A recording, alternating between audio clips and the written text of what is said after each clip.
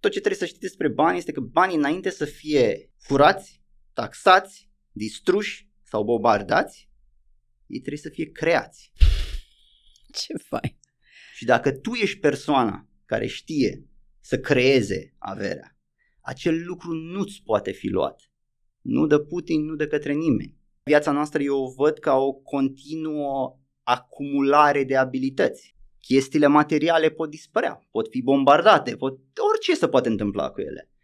Ceea ce noi devenim pe parcursul obținerii lucrurilor pe care noi ni le dorim, nu ni le ia nimeni. Domnul Putin n-a fost de acord cu planul meu și el s-a decis că are alt plan. Care și-am pierdut accesul la toate proprietățile și tot ce am creat acolo. Toate cunoștințele, omul care a trebuit să devin ca să devin liber financiar, ăla nu mi l-a luat nimeni. Deci încă o dată cele 4 întrebări. Ce cred? Ce vreau? Ce vreau? De ce vreau? De ce vreau să ceva? Care este motivația mea? Și ce trebuie să fac? Hai să trecem la treabă. Eu ce fac? Din categoria de putere poți să faci celelalte categorii să crească. Okay. Am ajuns să devin omul pe care mi l-am dorit lângă mine în cele mai negre zile ale vieții mele. Ce frumos!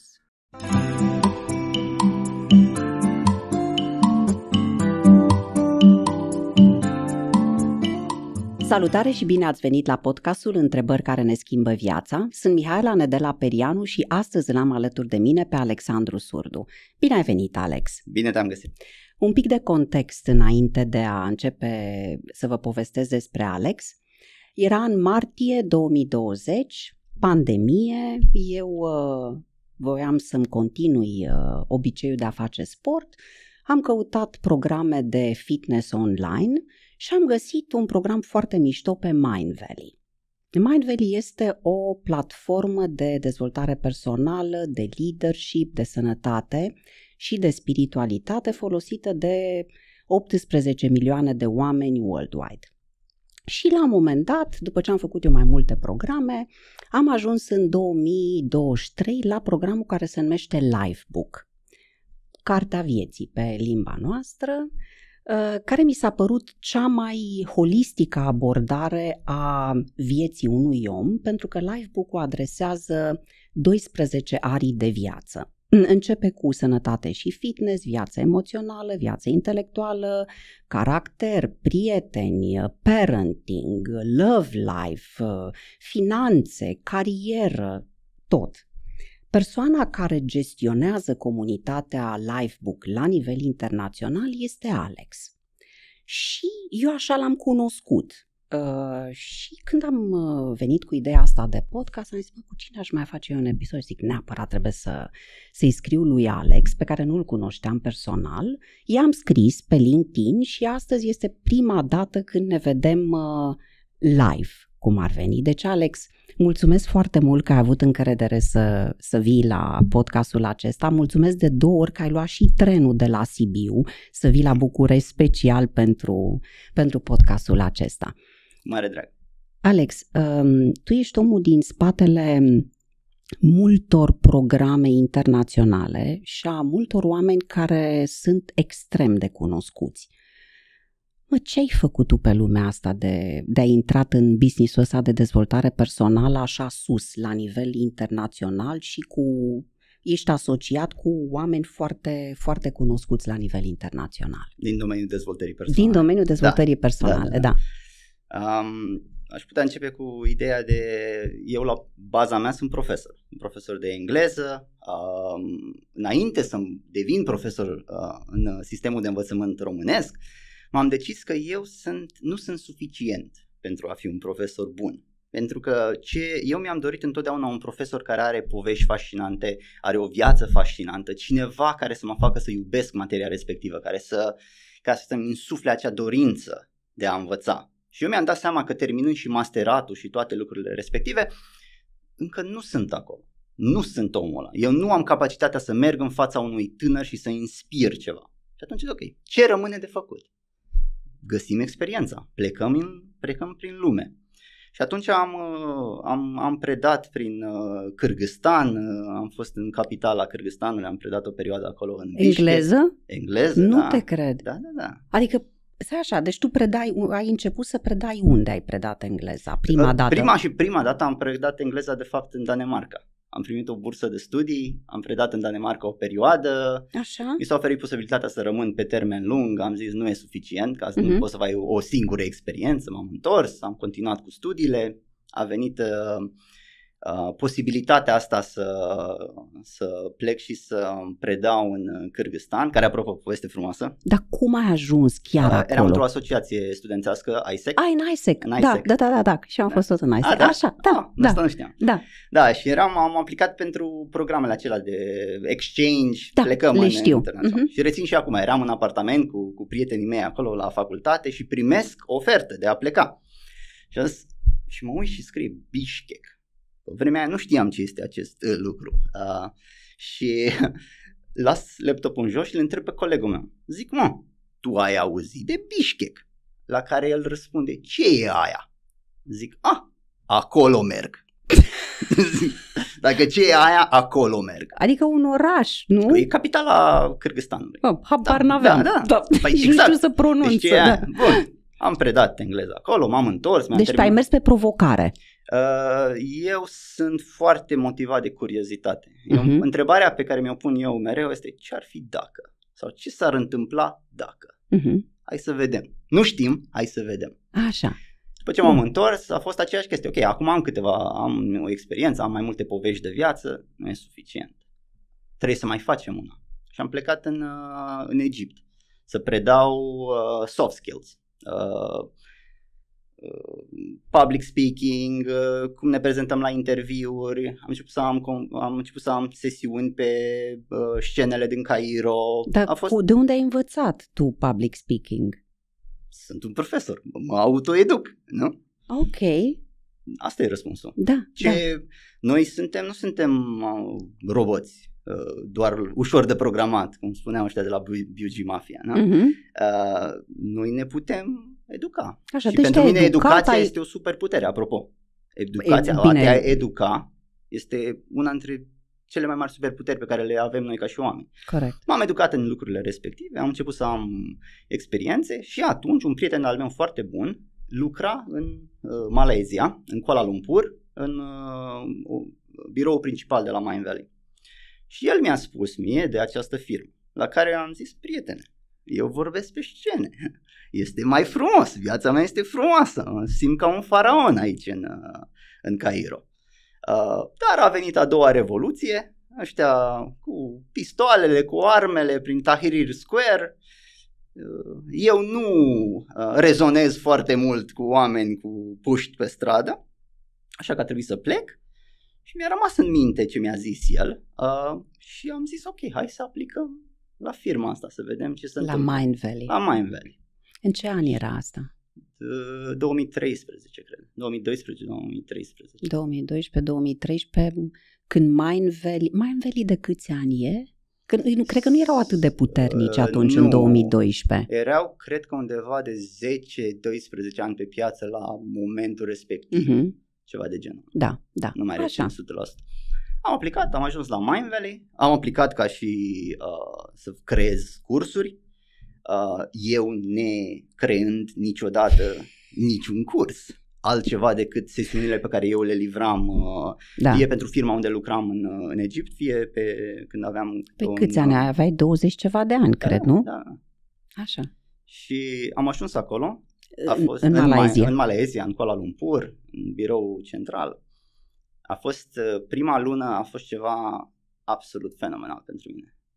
Rețin și acum cu tărie emoțiile pe care le-am avut pentru că m-am simțit cel mai prost om din camerele respective, de departe. Adică? Pentru că nu știam nimic. De exemplu, lumea online, și lumea online nu este, hai să ne uităm la YouTube și vedem două filmulețe. Lumea online înseamnă reclame, marketing online, funnel-uri, e-mail-uri, mass communication, cum comunici cu mase imense de oameni, nu 1 la 1 sau 1 la 30, să zicem cam cum ar fi într-o clasă. Nu, vorbim aici despre 1 la 3.000, 1 la 10.000, 1 la 50.000. Da? Lucruri neștiute de mine. Și rețin și acum, prima ședință, vine fata care mi era șefă de departament acolo și începe. În Google Drive trebuie să pui asta, în Evernote trebuie să folosești asta, pe aici, pe un wiki și începe și zic stop. Zic, eu am o adresă de e-mail. Și asta atât. E tot ce știu despre lumea asta. Face, nu, pe atunci trebuie să mai înveți ceva. Zic, da, bun, o să țin minte. Și le-am luat încet, treptat, să învăț. Ai locuit? 3 ani de zile am locuit în Kuala Lumpur. Bă, da, tu în câte țări ai trăit? Vreo 7, da.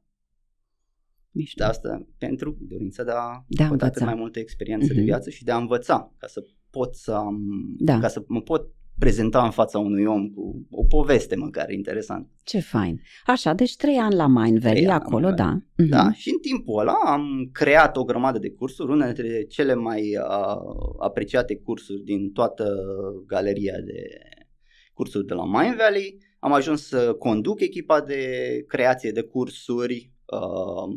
În perioada aia am învățat și cel mai mult. Una dintre sintagmele mele preferate pe care le spun este că eu la bază sunt un profesor. Eu sunt un profesor care este plătit să învețe, nu neapărat sunt plătit să învăț pe alții. Da. Sunt plătit să învăț, pentru că eu, ca să creez un curs cu un autor, eu trebuie să înțeleg materia autorului, ca eu să pot să fac acel curs pe care noi îl vom transmite preferabil la 10.000, dar de ce nu milioane. Câte cursuri sunt pe Mindvalley acum, Alex? Aproximativ sute? Vorbim de sute? Nu știu, eu nu mai știu. La vremea respectivă era undeva în jur de 70. Așa. Dar eu după 3 ani am plecat și am făcut freelancing și am continuat în domeniul dezvoltării personale. Dar la vremea respectivă a fost o experiență foarte frumoasă lucrul ăsta cu a învăța, pentru că am învățat efectiv tot ce înseamnă marketing online, comunicarea online, crearea de cursuri. Acum se numesc Massive Online Open Courses, MOOCs. Cursuri deschise masive în engleză, online, ceea ce înseamnă 10.000 sau 100.000. Eu când am făcut primul curs, care m-am trezit că a avut 3.000 și ceva de studenți, lumea mea n-a mai putut să fie aceeași. Când am văzut că o mână de oameni de fapt poate să creeze ceva de care pot beneficia mii, lumea mea n-a mai fost la fel. Da. Și pe atunci s-a continuat povestea. Între timp, cursurile respective pe care le-am creat, n-am mai verificat, pentru că metricul respectiv, numărul respectiv nu mă interesează atât de mult, dar au depășit 6 milioane de studenți. Incredibil. Din toată lumea. Și acum, în momentul ăsta, cu cine lucrezi?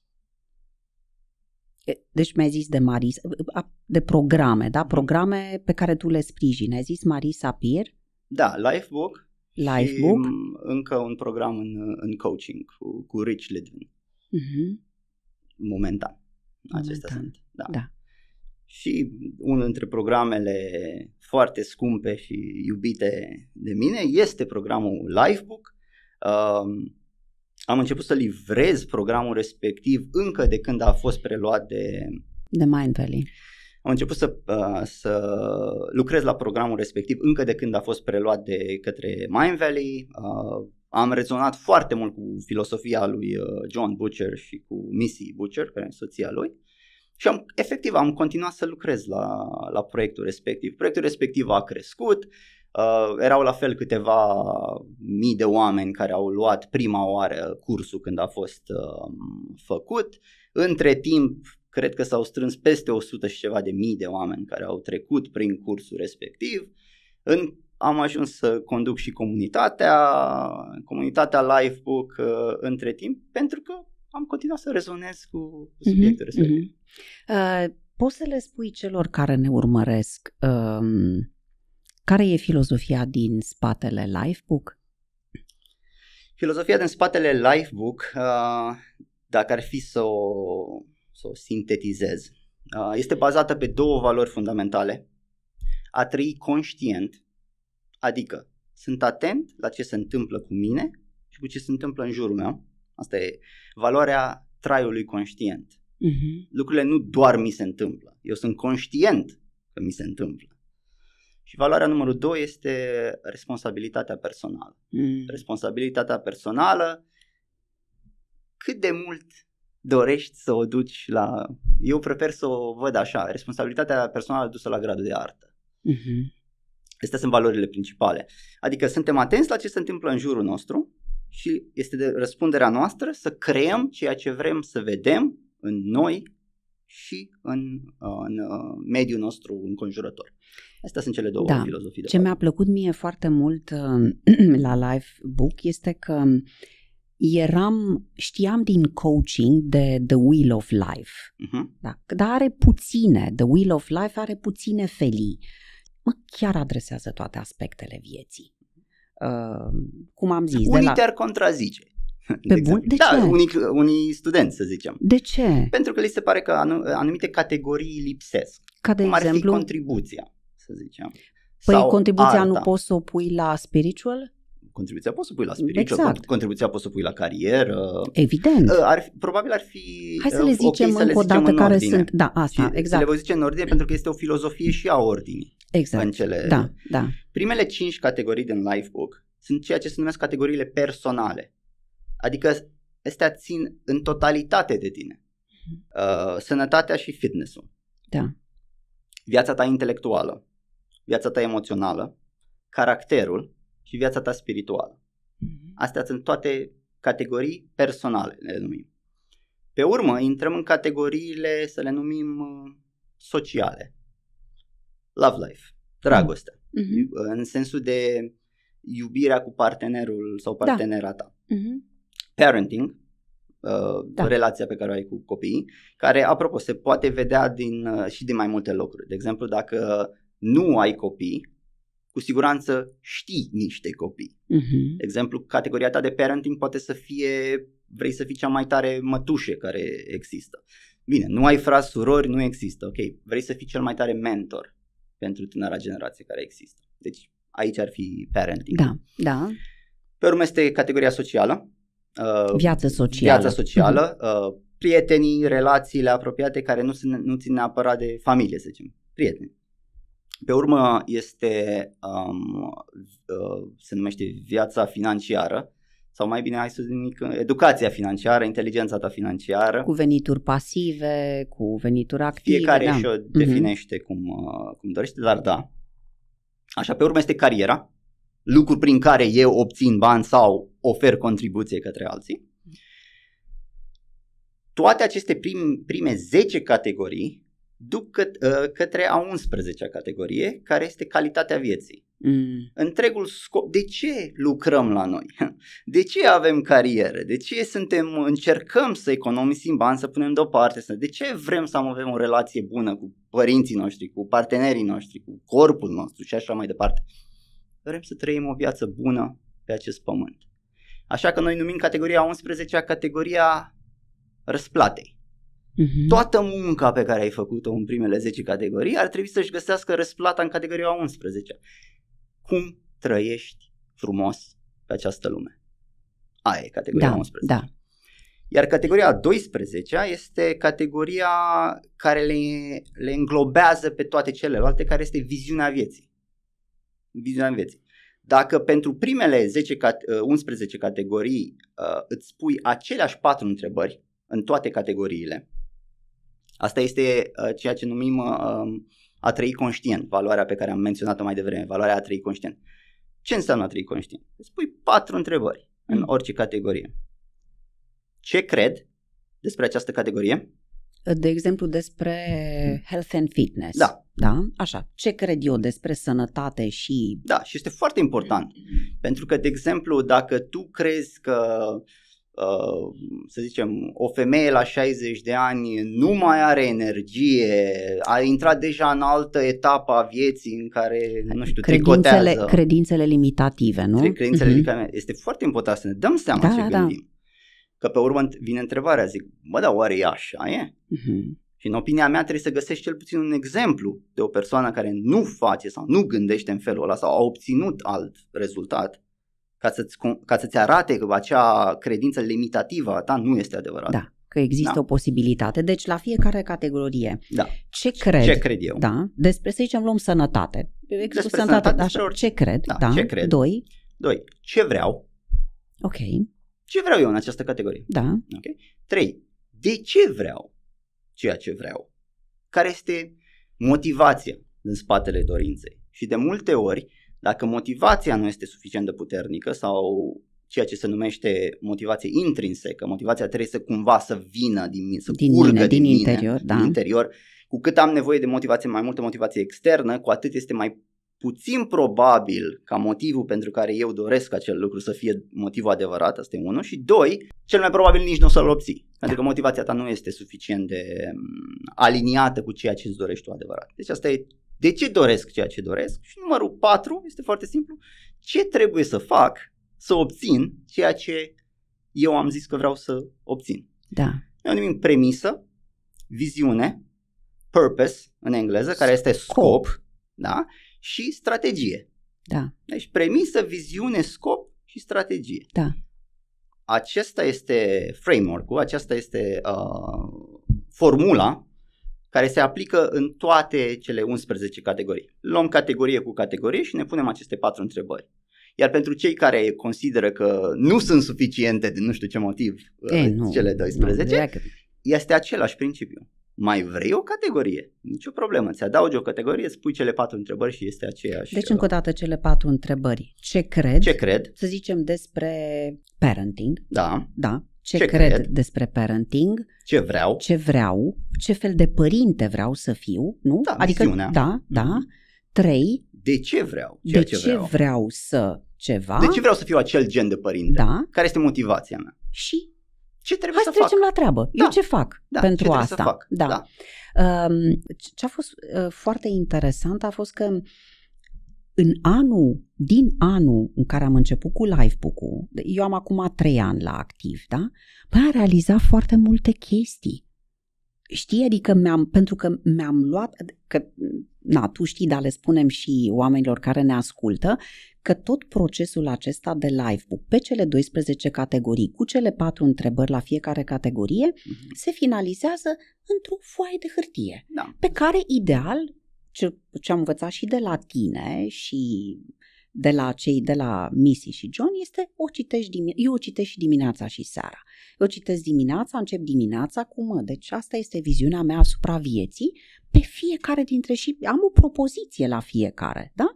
Și seara mă uit și zic, eu astăzi ce am făcut care să mă aducă mai aproape de, și am rezolvat foarte multe chestii cu Livebook-ul în ultimii 3 ani. Așa am făcut venituri pasive cu Tibi, care are acest studio, el m-a învățat că el e specialist pe finanțe, am zis că vreau să-mi renovez casa, n-aveam bani, am zis I don't care, I will do it, deci o să vină dacă e aici scris și așa mai departe, adică îți dă, de asta am vrut mult să aduc conceptul ăsta de Livebook și pe tine în fața oamenilor, pentru că tendința din ce am învățat tot de la voi, tendința omului este să se ducă mult înspre bani, carieră.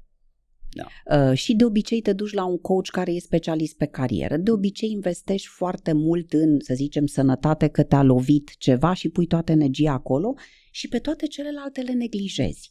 100%. Și ce-i fain cu Livebook-ul este, în fiecare an, de 2 ori pe an, din ce am înțeles de la tine, revizuiești. Nu? De 2 ori pe an îți revizuiești? Eu personal o dată. Da. Fiecare om face cum simte. Cum simte. Da. Trebuia să mai menționăm un singur lucru când vine vorba că am vorbit despre cele 11 categorii și cred că le-am definit acceptabil. Da. Așa, a 12-a categorie, care este viziunea vieții, este practic legi toate viziunile de la primele 11. Deci întrebarea aia cu ce vreau de la viața asta, e foaia aia de hârtie. Le legi și ideal ar fi să fie una, 2 pagini care încapsulează o viziune a vieții tale holistică. Adică încapsulează toate categoriile pe care tu ai zis că sunt importante pentru tine. Da? De ce zic 1-2 pagini? Este pentru că unii oameni care sunt, să zicem, mai creativi s-ar putea să creeze și viziunea aceea a vieții de vreo 7-8-10 pagini. Deci scriu o chestie mult mai detaliată. pentru scopurile noastre și pentru cum mi-ai spus și tu că folosești, ce vrem noi este ceva cu care noi să ne conectăm preferabil zilnic, dacă nu cât mai des cu putință în programul alocat acestei vieți. Și, dar ideal ar fi ca în acea viziune să fie cel puțin sumar toate categoriile importante ale vieții. De ce? Pentru că în societatea în care trăim am ridicat anumite categorii până la stele, cum ar fi banii sau cariera. De obicei astea sunt. Și ce am coborât? Și am coborât relațiile cu familia, am coborât copiii noștri pe locul 2, 3 sau pe unde să mai ocupă. Partenerul nostru, dacă îl vedem vineri seara, e ok, dacă nu, și săptămâna viitoare mai o zi. Sănătatea noastră este ideea de... Mie mi se pare asta cu caracterul. Eu când am văzut categoria asta, caracter, viață intelectuală, am fost wow! Este foarte interesant ce zici, pentru că mulți oameni au idee. Asta e unul dintre primele șocuri pe care le au. Când se gândesc, viața intelectuală, adică că nu sunt plantă doar, am ceva acolo cu care mă manifest, dar nu. Ideea la viața intelectuală este că asta este cea mai mare resursă noastră. Eu, de exemplu, numesc viața mea intelectuală categoria mea de putere. John și Missy Butcher au o relație de iubire foarte frumoasă. Da. Ei se întretaie, să zicem așa. Ei numesc dragostea lor ca și categoria lor de putere. Ce înseamnă categoria de putere? Este ce prețuiești tu cel mai mult și ce te hrănește în ultimă instanță. Dar mai este și din categoria de putere poți să faci celelalte categorii să crească. Da? Pentru ei, având relația de cuplu foarte armonioasă, ei au ceea ce în engleză se numește divide and conquer. Separăm și cucerim. Adică tu ești bună pe ceva, eu sunt bun pe ceva, tu faci ceea ce trebuie să faci, eu fac ceea ce fac. Și ei din relația lor abordează firmele, cum își cresc copiii, cum au viața socială, etc., etc. Eu, fiind în domeniul educației, viața mea intelectuală este categoria mea de putere. Eu, dacă nu înțeleg ceva, cum ai zis exemplu cu ce este venitul pasiv? Sună interesant. Nu știm. Aflăm. Da?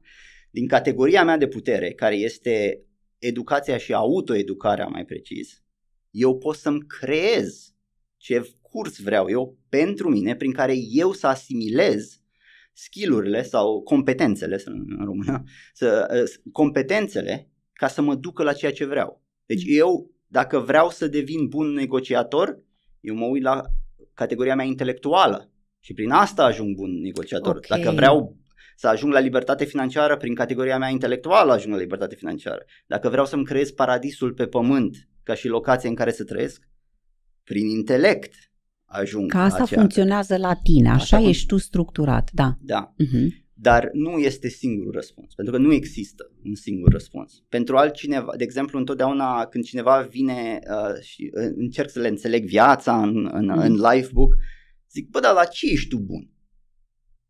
Că trebuie să fii bun. Adică tu îi întrebi în felul tău, bă, dar care e esența ta? Îi întreb care este categoria lor de putere, dar așa, înțeleg. Da, ne batem acolo. Și, de exemplu, cineva poate să-mi spună, zic, fitness-ul, nutriția și fitness-ul. Zic, sunt antrenor personal. Zic, ok, hai să clădim din această chestie pe care... Și ce nu știi tu? Păi n-am relație bună cu banii, cariera e pe căi necorecte, așa. Zic, ok. Și atunci investigăm un pic și înțelegem. Zic, stai puțin. Disciplina? Ca să ajungi să arăți bine cu fitness-ul și ăsta este? Zic, ia uite, avem și caracter. Deci avem o atitudine a caracterului. Zic, vrei să devii bun cu banii? Păi, disciplina pe care tu ai folosit-o ca să-ți crești categoria de fitness este aceeași atitudine pe care acum trebuie să o aducem și în categoria cealaltă care mi-ai spus că nu este bună. Da? Și atunci le luăm încet și încerc să văd ce se aplică, pentru că se aplică din orice categorie. De exemplu, o persoană poate să-ți găsească foarte ușor menirea vieții prin categoria spirituală și poate să fie o menire religioasă, să zicem, sau o menire atee. Ideea este aceeași, este o formă de contribuție. Deci eu dacă vreau să aduc o idee în lume, să creez un produs care ajută 100.000 de oameni, chiar dacă nu are un factor religios, să zicem, s-ar putea ca motivația mea să fie faptul că eu sunt o persoană spirituală, care înțeleg durerea oamenilor și vreau cumva să o îndepărtez. Deci se poate din orice categorie. Am dat doar 2 exemple concludente din live. Faine. Ei o fac prin relație, eu o fac prin intelect. Prin intelect. Deci ai trăit în atâtea țări, ești content creator în spatele unor numere mari, ești despre dezvoltare personală. Evident că ăsta e miezul tău, intelectul, dezvoltarea personală. Mai e și altceva care ține de esența ta? Curiozitatea, 100%. Da. Mă gândeam că eu i-am dat manualul meu de întrebuințare soției mele. Manualul meu de întrebuințare are foarte puține Ea dezvoltă idei. Puțin, că nu știu la ce manualul meu de întrebuințare este cum mă faci pe mine să fac lucruri. Deci dacă vrei, mai pe șleau ar fi cum mă manipulezi pe mine. Spun eu cum mă poți manipula pe mine. Nu trebuie să te gândești cum să manipulezi pe mine. Pentru mine este foarte... Eu de multe ori iau acțiunea care îmi dă cea mai frumoasă poveste de spus. Deci eu mă gândesc. De spus cui, Alex? De spus mie însumi. Deci sau pentru tine. Altora, în caz că apare vreodată acea oportunitate. Cum ți-am deci zis? ești prima persoană, știu că mi-ai spus asta și când am vorbit la telefon. Ce mi-a plăcut la tine, Alex, este că ești prima persoană care îmi spune că așa firul roșu este despre a-ți spune povești frumoase și a face din orice context o poveste frumoasă. Și spuneam în pauză că e povestea aia cu dacă viața îți dă lămâi să faci limonadă și în capul meu legat de tine este că dacă viața îți dă lămâi, fă sirop, dar tu ai altceva. Da, dacă viața îți dă lămâi, cumpără vodcă și dă drumul la petrecere. Și dă drumul la petrecere, da? Adică hai să vedem ce e posibil și cum facem. Da, ok. Eu și refuz de multe ori sintagma cu...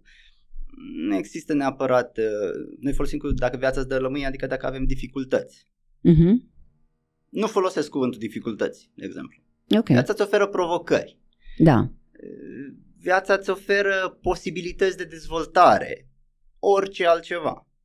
Pentru că odată ce îți pui mintea într-o anumită direcție care este viața e nasoală, uite ce lucruri rele mi se întâmplă, oprești în totalitate mintea ta creativă. Pe când eu aleg să văd lucrurile. Deci ele s-ar putea să, într-adevăr, să nu zicem, s-ar putea să fie probleme. Eu aleg să le văd ca și provocări. Sau aleg să văd orice dezastru din perspectiva unei povești. Zic, da, este un dezastru, dar ce poveste va ieși din asta? Care este povestea renașterii? Unul dintre lucrurile pe care le spun... Te responsabilizezi foarte mult să o faci o poveste faină. Și mi-aduc aminte, apropo, scuză-mă că te întrerup, ai zis tu la un moment dat într-un curs pe care l-ai predat și m-ai invitat și pe mine apropo de Live Vision pentru anul acesta, sau nu știu dacă ai zis în curs, ai zis că la un moment dat tu ai pierdut toți banii. Și ce mi-a plăcut a fost așa că ai zis, am pierdut tot ce aveam, însă nu am pierdut abilitatea de a face bani. Da. Și în 3 ani am făcut la loc banii. Da. Asta mi s-a părut foarte mișto. Da, am făcut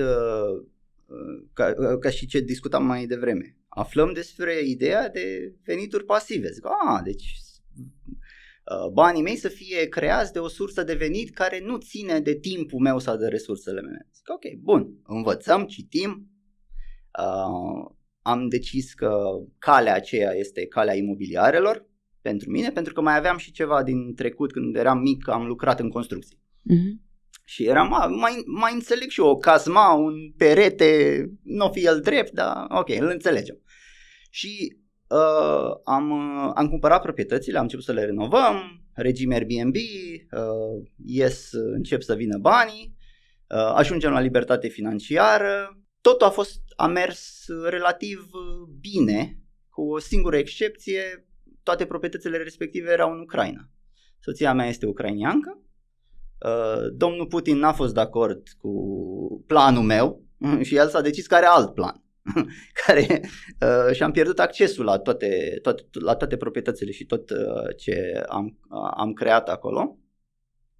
Și libertatea mea financiară se întâmpla undeva, am și notat-o, era în septembrie 2021. În 22, în februarie, a început invazia Ucrainei. Rușii au invadat Ucraina. Eu din fericire, am fost în România și i-am adus pe părinții soției mele în România, am locuit împreună la țară cu părinții mei timp de un an de zile. Apropo, la chestia cu lămâile și a fost o perioadă foarte frumoasă pentru noi să putem petrece acel timp de calitate cu părinții noștri. Dar ceea ce s-a creat, s-a pierdut accesul la ea. Și pentru mine a fost, părinții mei spuneau, toată munca, tot efortul depus în perioada respectivă. Am zis, da, eu le-am creat pe ele, nu ele m-au creat pe mine. Toate cunoștințele, omul care a trebuit să ca să devin liber financiar, ăla nu mi l-a luat nimeni. Pentru că e o chestie pe care am învățat-o, asta am învățat-o de la John Butcher, de la creatorul Lifebook, care a zis o chestie foarte tare, dar e de fapt al lui Ayn Rand. A zis, tot ce trebuie să știți despre bani este că banii, înainte să fie furați, taxați, distruși sau bombardați, ei trebuie să fie creați. Ce fain! Și dacă tu ești persoana care știe să creeze averea, acel lucru nu-ți poate fi luat. Nu de Putin, nu de către nimeni. De-aia viața noastră eu o văd ca o continuă acumulare de abilități. Chestiile materiale pot dispărea, pot fi bombardate, orice se poate întâmpla cu ele. Ceea ce noi devenim pe parcursul obținerii lucrurilor pe care noi ni le dorim, nu ni le ia nimeni. Și aia este puterea. Asta e una dintre puterile noastre principale. Una dintre frazele pe care eu le folosesc este: nu poți avea ceea ce nu ești dispus să devii. Nu poți avea ceea ce nu ești dispus să devii. Și așa. Nu poți păstra ceea ce nu ai devenit. Dacă tu nu ești omul capabil să fie bun cu banii, să investească, nu vei avea niciodată libertatea respectivă. Și dacă nu ai devenit omul care e foarte bun, în caz că acea chestie pe care ai obținut-o dispare, nu o poți păstra. Deci nu poți păstra ceea ce nu ai devenit. Pentru mine este o frază foarte simplă. Totul ține de... Pentru că asta este una dintre esențele dezvoltării personale. Nu este ținta, obiectivul, ceea ce noi dorim să obținem. Nu este atât de important pe cât cine devenim în demersul nostru de a obține ținta pe care o dorim. Ai o viziune despre health and fitness, despre corpul tău și cum vrei să te simți. Zic, ok, fenomenal, adică vrei să ai energie, vrei să arăți bine. Zic, ok, dar scopul de a ajunge să arăți cizelat sau toate chestiile astea nu este atât de important cât cine trebuie să devii tu. Cine este omul pentru care un corp de genul ăla este natural. Tehnica în coaching este who do you choose to be. Cine alegi să fii ca să, da. Și ca să te ducă în posibilitate, de fapt, într-o altă posibilitate. Da. Și asta ajungem din nou la o chestie de genul ăsta. Noi nu suntem doar un lucru. Noi putem să fim ceea ce dorim să fim.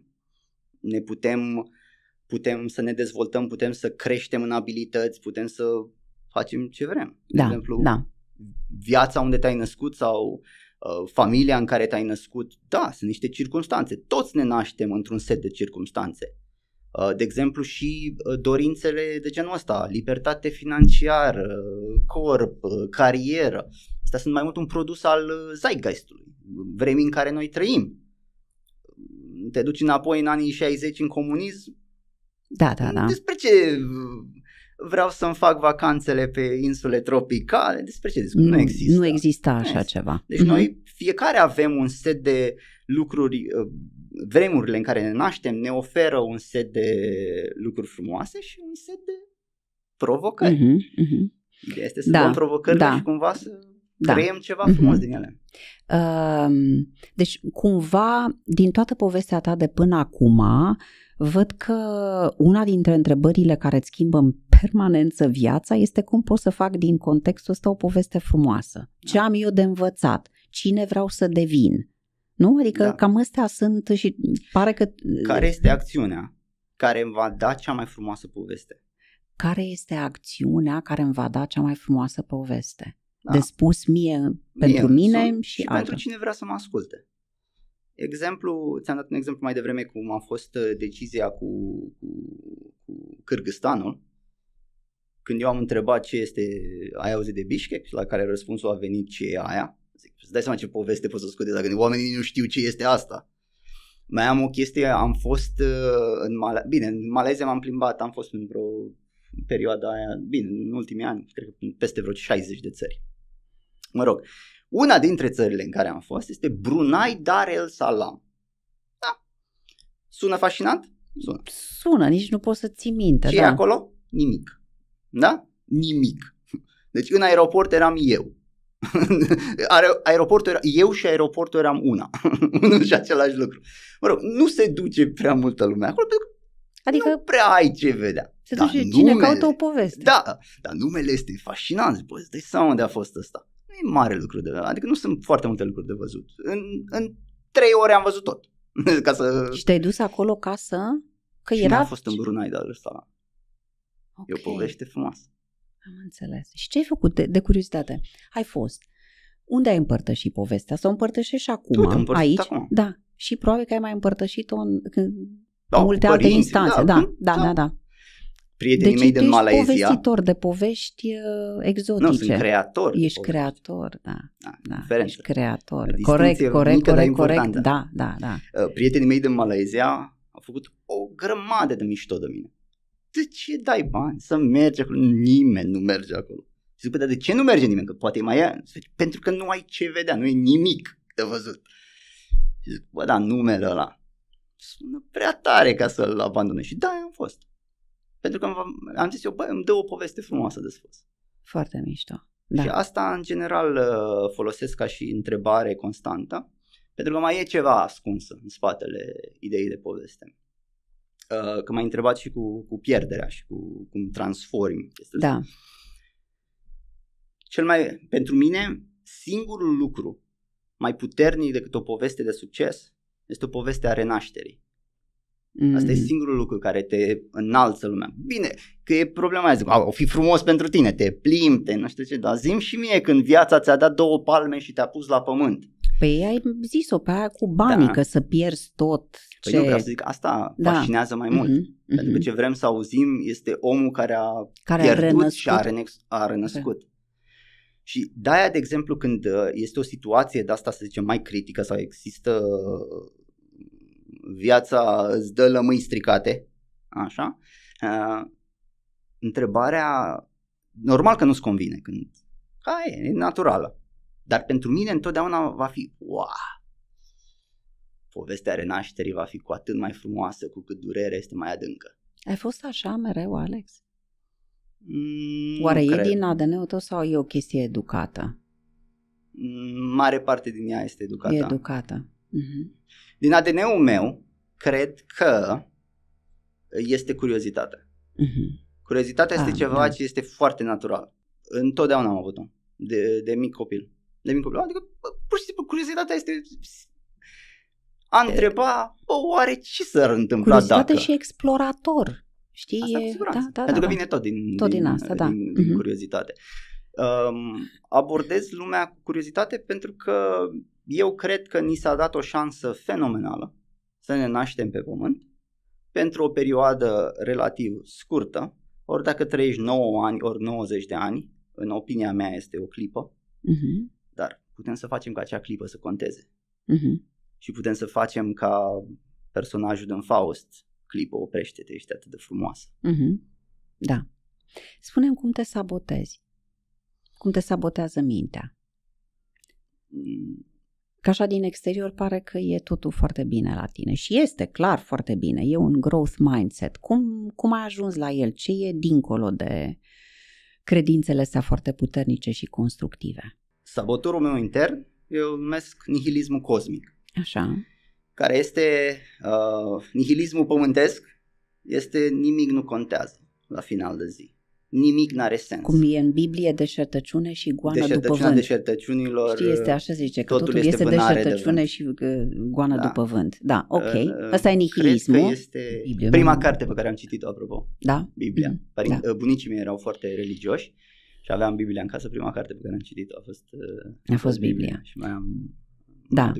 Aminte anumite lucruri. Deci cum te sabotezi deci nihilismul l-am definit și cosmic este... Nu contează nimic în nimic, în toată existența. Nu există niciun scop.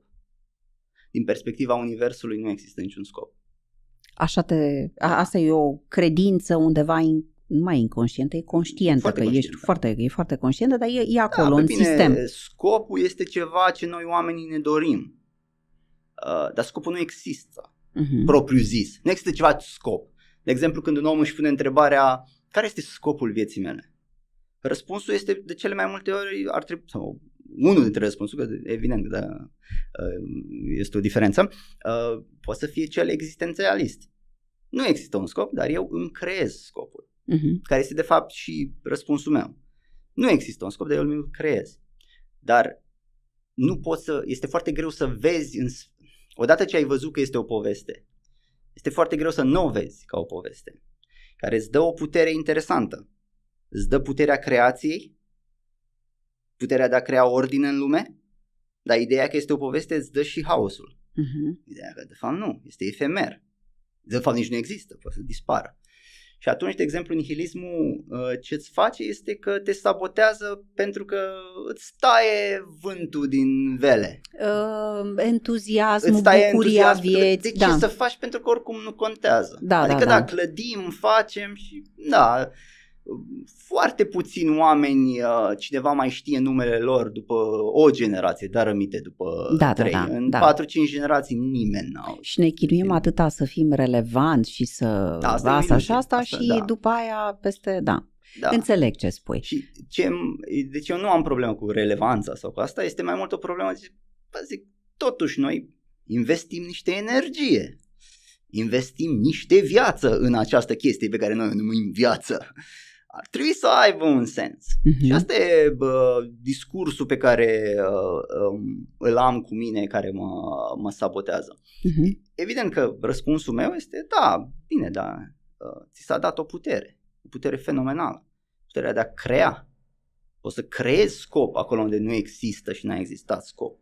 Poți să creezi o viață unde este doar o existență sau este doar o făclie a existenței. Poți să creezi o întreagă viață.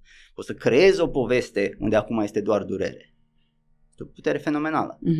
Și când și vine nihilismul, zic, te ascult, ești acolo, înțeleg I see you, friend. Și îți dau dreptate. Așa e. E ca tine, dar până într-un punct. Ok. Foarte mișto. Foarte mișto. Alex, este ceva ce te inspiră zilele astea și ai vrea să împărtășești cu noi?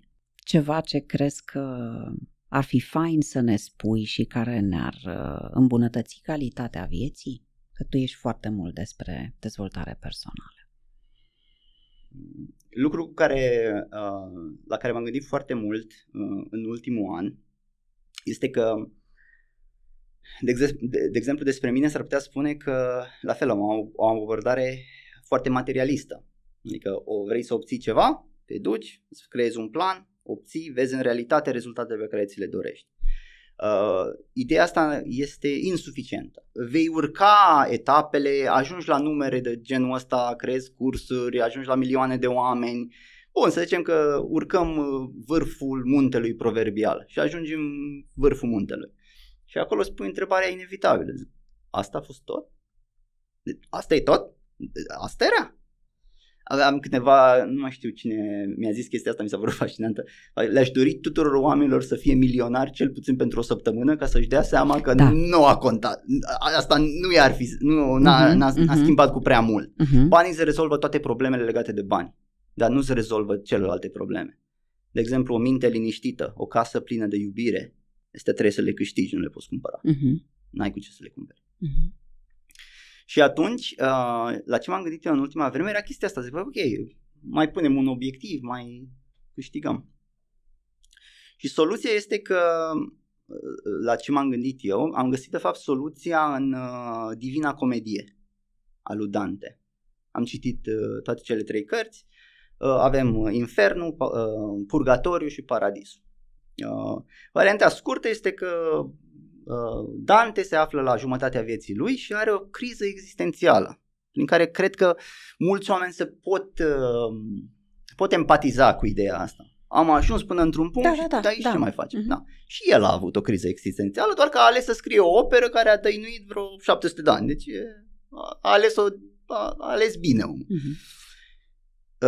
Povestea este, varianta scurtă a poveștii este că el are un ghid prin infern, care este Virgil, poet roman care este idolul intelectual al lui Dante. Și Virgil îl trece prin infern, îl trece prin purgatoriu și pe final de purgatoriu vine Beatrice, care este simbolul iubirii. Și ea îl ia pe Dante din purgatoriu și îl trece prin cercurile paradisului până la întâlnirea cu Dumnezeu. Ok. Ce înseamnă metafora? Sau cum aleg eu să văd metafora respectivă? Virgil reprezintă rațiunea umană, mintea umană. Beatrice, în povestea aceasta, reprezintă rațiunea divină sau iubirea. Reprezintă iubirea. Iubirea, spiritul, iubirea, aș zice iubirea, da. Și metafora este următoarea. Mintea, pentru că Virgil îl trece foarte ușor până infern. Adică îl călăuzește, zice, uite, aici trebuie să o luăm la stânga, aici ăștia sunt pedepsiți în felul ăsta, nu e nicio problemă, trecem mai departe, uite-l pe Satana, l-am cunoscut, uite-l e înfiorător, gata, l-ai văzut, bun, ok, trecem mai departe. Ajungem în purgatoriu și observăm că în purgatoriu se mai pierde omul, nu mai are aceeași putere, Virgil. Poate stânga, poate dreapta, până ajunge la Beatrice și Beatrice îl învață pe Dante. Și metafora este următoarea. Mintea umană te va scoate din infern, te va călăuzi cum poate prin purgatoriu, dar nu te va duce niciodată spre divin. Pentru a ajunge la divinitate îți trebuie ceva mai mult. Ce? Valorile înalte, iubire, dragoste, frumos. Toleranță, acceptare. Fără ceva înalt, viața se va colapsa. Va pica și va fi întrebarea asta e tot? Adică pentru asta m-am luptat aici, ca să mai fac o casă și încă 3 mașini. Asta era toată. Trebuie să ai ceva să tinzi mai sus. Pentru mine, de exemplu, chiar pentru tine ce e? Lucrul care mi-a schimbat foarte mult viața este frumosul. Așa. Văzând lumea cum o văd eu, structurat, liniar, lumea este un loc rece. Ok. Crud uneori. Da? Eu a trebuit să învăț să văd frumosul prin ochii soției mele. Prin ochii ei lumea este frumoasă. Foarte frumoasă. Și prin ea noi am început să investim în spațiile în care trăim. În ritualuri, de exemplu la fiecare masă, spunem masă frumoasă, ne îmbrăcăm frumos, avem o reverență față de timpul petrecut împreună. Părinții mei știu asta, când merg la țară sunt forțați de către mine să se îmbrace tradițional de multe ori, ca să stăm la masă într-un mod frumos. Viața capătă sens, mult mai mult sens, odată ce îi dăm o altă dimensiune. Ritualurile care cumva onorează viața. Da. Când mănânci, e un ritual, da. Asta a fost ceva ce când te plimbi și te bucuri de natură, de momentul respectiv, ești prezent. Ai reverență, eu numesc ai o formă de reverență față de natură. Când înveți să vezi frumosul viața devine frumoasă. Da, foarte frumos, da, așa e. Altfel, asta e, de exemplu, când m-ai întrebat la început, când ai zis că un lucru care ți-a plăcut foarte mult a fost holismul la Lifebook. Da, pentru că nu sunt lucruri lăsate la voia întâmplării. Da. Asta e ideea. Nimeni, dacă vei fi întrebat, nimeni nu-și dorește doar o carieră de succes. Vrei să ai și o relație bună, vrei să ai și o energie bună. Vrei să te ducă și capul un pic, să înțelegi niște lucruri din această panoplie interesantă de lucruri pe care noi o numim viața. Deci vrei mai multe lucruri, vrei o experiență frumoasă, vrei să trăiești într-un mediu frumos, armonios. Sunt dorințe. Da? Altfel, noi pierdem firul poveștii și ne ducem doar într-o anumită direcție și inevitabil, dacă mergi doar în direcția aia, opinia mea, depinde de persoană, vei ajunge într-un punct mort și îți vei pune întrebarea așa, cum ce? Asta a fost tot. Mie ce mi-a plăcut foarte mult la Lifebook și îmi pare rău că costă, adică nu-i pentru toată lumea să-l acceseze, e un program de 6 săptămâni, nu mai știu cât am plătit, câteva sute de euro, este exact chestia asta. Băi, sunt conștient, am nordul, dar n-am nordul numai pe... Nu trăiesc ca să repar, trăiesc ca să construiesc și să fiu capitanul vieții mele în contextul dat, adică ok, am atâția ani, ăstea sunt resursele, dar totuși măcar să-ți pui problema, pentru mine asta a fost, eu nu mi-am pus problema din cele 12 puncte de vedere. Și faptul că îți pui problema și ai o busolă e incredibil. Eu, de exemplu, apropo de ce spui tu de educarea frumos, să vezi frumos, da, toate lucrurile. Mă rog, cât poți. În momentul în care a fost această categorie de quality of life și cineva a împărtășit că, uite, noi avem fântâni interioare în casă și așa, adică chiar John și cu Missy, la mine a fost, eu am una, dar cum ar fi să am la fiecare etaj din casă? În ianuarie 2023, de fapt, am început să-mi fac, ăla a fost momentul în care am început să-mi fac absolut mișto casa, cu fântâni, cu Palo Santo, cu asta, dar de acolo a pornit. Și a fost un proces care a durat un an și ceva. Casa mea în sfârșit este, deci toată atmosfera casei, absolut tot ce e, ce respiri când intri acolo, oricine ai fi, e despre... inclusiv ușa de la intrare e în fundă gen cadou. Știi, mi-a făcut-o pentru Crăciun, adică tot, iară, când mănânc, dar asta am învățat-o atunci când mi-am pus problema. Nu zic că înainte mâncam pe ziar, parizerul pe ziar. Nu-i despre asta, sigur că te onorezi cum te onorezi de fiecare dată, dar să fii conștient de chestia asta zilnic, mi se pare extraordinar. Da. E o idee aici. Și eu am văzut-o prima oară tot la John, am fost în Hawaii, el își construiește templul vieții lui. Da, știu.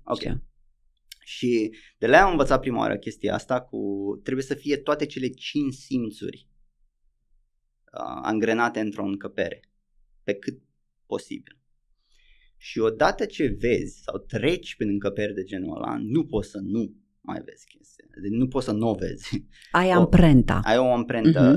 Eu o numesc odată ce o minte a fost lărgită de către o idee, nu mai poți băga în cutiuța aia mică în care a fost la început. Deci, da. Și pentru mine a fost chestia asta cu cele 5 simțuri. Odată, de exemplu, să zicem, covorașul e din asta foarte pufos. Da? Și când calci ca pe nor. Muzică în de asta cu fundal tibetano-mistic, liniștit. Da. Așa, depinde, fiecare om își spune ce-și dorește. Esență, insens sau ceva arome. Și evident, dacă ai și ceva de gust sau mâncăruri mai plăcute și tot așa. Deci ai tactilul, ai vizualul, ai auditivul, ai olfactivul, ai gustativul. Experiența ta se schimbă imediat. Și asta e o chestie pe care oamenii nu realizează că pot să o facă acum. Exact. Noi trăim în ideea odată ce mi-am rezolvat, The if-then model. Când fac asta, când voi ajunge aici, se va întâmpla asta. Odată ce slujba mea e un pic mai puțin stresantă, atunci îmi voi crea un mediu mai plăcut în care să trăiesc. Da. Asta e forma de autosabotare, da. Niciodată. Nu este în fiecare zi ce pot să fac ca să ajung unde vreau să ajung. Da. Pentru cei care, Alex, care nu știu, n-au banii de Mindvalley, că nu știu cât e abonamentul, 300 de euro pe an, 400, nu mai știu, în fine, vorbim despre platforma Mindvalley. Deci n-au acces la Lifebook, da?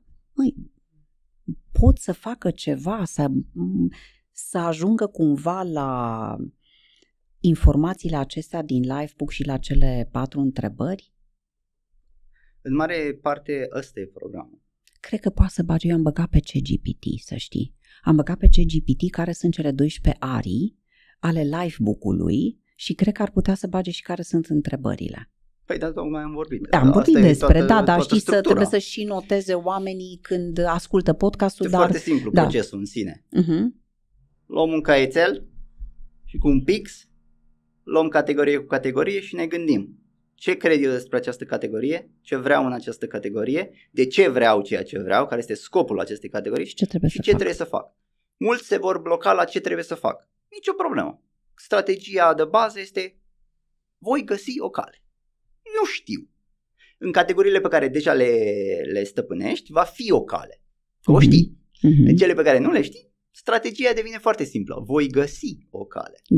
Da. Și spui toate întrebările, aceleași întrebări în toate categoriile. Îți creezi acea viziune a vieții. Aduci viziunile din fiecare categorie și le unești. Ai varianta în care poți să spui o poveste. Unii oameni aleg să spună povestea zilei lor ideale. Deci dacă eu trăiesc o zi ideală în viața aia pe care mi-am închipuit-o eu, cum ar arăta? Cum mă trezesc? Unde mă trezesc? Și cum mă simt? Cum mă simt, foarte important. Întreaga viziune trebuie să aibă o rezonanță emoțională. Da. Și cum o gândesc eu, că știi când ai ajuns la o rezonanță emoțională cu ceea ce scrii, este dacă ori îți țâșnește inima din piept, ori îți plâng ochii. Ceva ți-a plâns. Eu am o frază în care era la fel, viața mea nu a fost cum este acum. Ai muncit. A fost o perioadă în care mai adunam și noi niște tinichele de pe drum, mai niște sticle, ca să cumpărăm niște pizza vegetariană. Asta e o altă poveste. Da. Așa.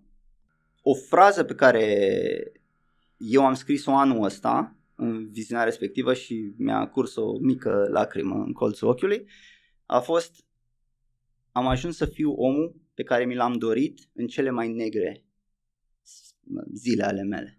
Am ajuns să devin omul pe care mi l-am dorit lângă mine în cele mai negre zile ale vieții mele. Ce frumos! Adică tu ești prietenul tău cel mai bun acum. Eu așa o traduc corect? Da. Adică eu am mantra asta să fiu prietena mea cea mai bună. Eu mi-am creat mie. Că tu ți-ai făcut toate lucrurile astea, da. Foarte frumos. Apropo de chestia asta cu cel mai frumos prieten, când oamenii își creează niște planuri de viață, ei nu se gândesc prea mult la ei cei din viitor. De exemplu, Alex de azi se gândește: eu îmi schimb viața. De astăzi gata, m-am hotărât, îmi schimb în viață. Perfect, nicio problemă. Ce facem? De săptămâna viitoare mergem de 5 ori la sală, economisim mai mulți bani, nu mai pierdem nopțile aiurea și notăm. Ce facem noi de fapt?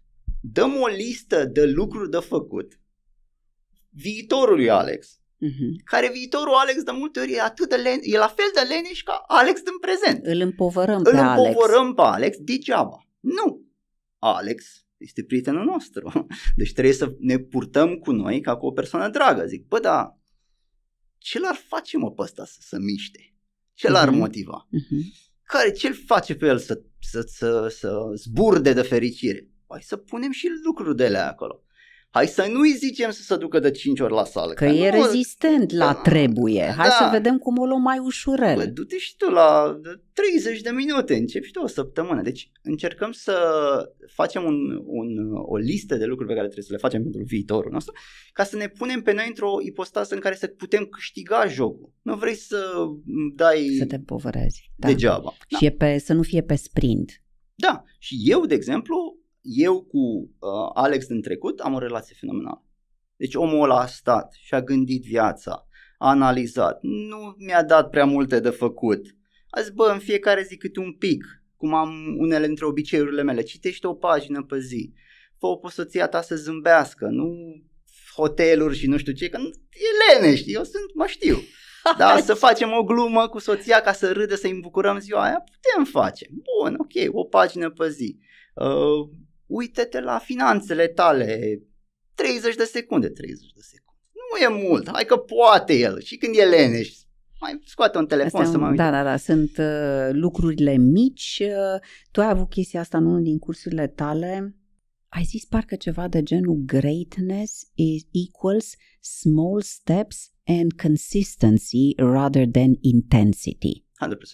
Da? Deci este, ca să o zicem și limba română, că noi le-am învățat în engleză, este să faci în fiecare zi puțin și cu consecvență, da? Să fie, nu pe gata de mâine așa, ci ușurel, până când ajungi să ai... Măreția ține sau rezultatele mari țin mai mult de consistență în timp decât de intensitate pe moment. Da. Cam asta. Da. Deci lucrurile mărunte, eu numesc asta în engleză, am o frază care a devenit mai cunoscută, little by little over time it turns into a mountain. Puțin câte puțin cu timpul se transformă într-un munte. Este un light motiv, să zicem, să numim așa, al vieții mele. Mie nu trebuie să-mi spui că trebuie să citești, dacă citești o pagină pe zi poți să ajungi să citești 10 de cărți pe an. Eu știu. Da? Am dat și am fel de exemple de genul ăsta. De exemplu, eu nu am intensitate, nici acum nu am intensitatea de muncă acută pe care am avut-o, de exemplu, când am început. Am avut o perioadă în care am muncit zi de zi. Și nu că neapărat că trebuia, dar nu știam altă metodă. Aia era singura metodă. Deci câteodată aia e. Te faci ceea ce trebuie. Da.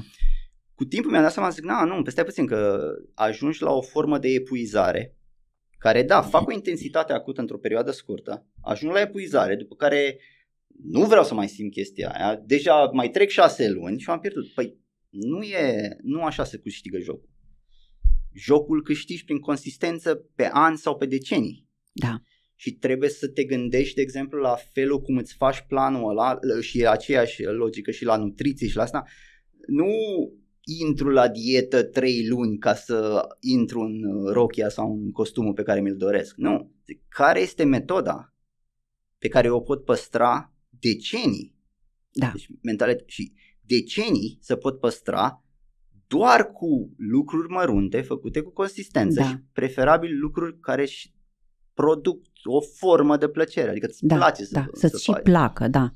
Îți place chestia respectivă. Și atunci ăla e jocul. Mi se pare un joc mult mai fascinant să spui întrebarea nu cum ajung la chestia asta într-o lună. Că zic nu dormi, ăla e motiv. Nu dormi, baci toată energia pe care o ai, mergi cu buldozerul în față. Așa. Întrebarea mai frumoasă e, dar oare cum aș putea să joc jocul ăsta frumos pe decenii? Da, pentru mine știi ceea ce a funcționat la mine a fost așa. Adică eu pot să închid acum ochii și să zic cum aș vrea eu să fiu la 85 și ce vreau să fac. Da? Și mie mi-e destul de clar. Înțelegi? Adică am o imagine despre mine. Și atunci mă gândesc, ok, dacă eu vreau asta, ce trebuie să fac acum? Nu ce trebuie, ce vreau, că nu mai e că trebuie. Okay, știi? Deci pentru asta, ca să se întâmple asta peste 10 de ani, de acum eu trebuie să... Nu-mi place asta cu trebuie, eu nu rezonez. Aleg să... știi? Și asta înseamnă, bun, medical check-up de 2 ori pe an, înseamnă nutrienți, înseamnă hai să vedem la ce sunt intolerantă, înseamnă hai să vedem ce sporturi pot să fac acum care să mă ducă la cum vreau să mă simt.